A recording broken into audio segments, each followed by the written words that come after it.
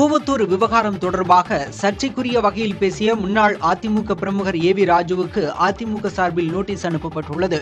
சேலம் மேற்கு ஒன்றிய அதிமுக செயலாளராக இருந்த ஏவி ராஜு அண்மையில் கட்சியிலிருந்து நீக்கப்பட்டார்.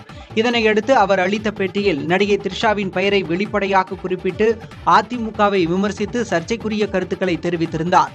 இதுகுறித்து எக்ஸ் சமூகதள பக்கத்தில் பதிவிட்டிருந்த நடிகை த்ரிஷா, கீழ்த்தரமான கேவலமான மனிதர்கள் மீது தேவையான மற்றும் கடுமையான நடவடிக்கை எடுக்க வேண்டும் என பதிவிட்டிருந்தார்.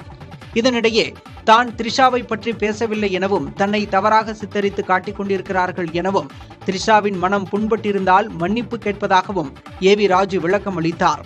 இந்நிலையில் கூவத்தூர் விவகாரம் தொடர்பாக சர்ச்சைக்குரிய வகையில் பேசிய ஏவி ராஜுவுக்கு சேலம் மாவட்ட அதிமுக செயலாளர் வெங்கடாச்சலம் வக்கீல் நோட்டீஸ் அனுப்பியுள்ளார்.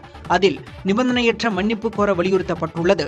மேலும் இந்த விவகாரம் தொடர்பாக ஏவி ராஜுவுக்கு அதிமுக வழக்கறிஞர் இன்பதுரையும் நோட்டீஸ் வழங்கியுள்ளார்.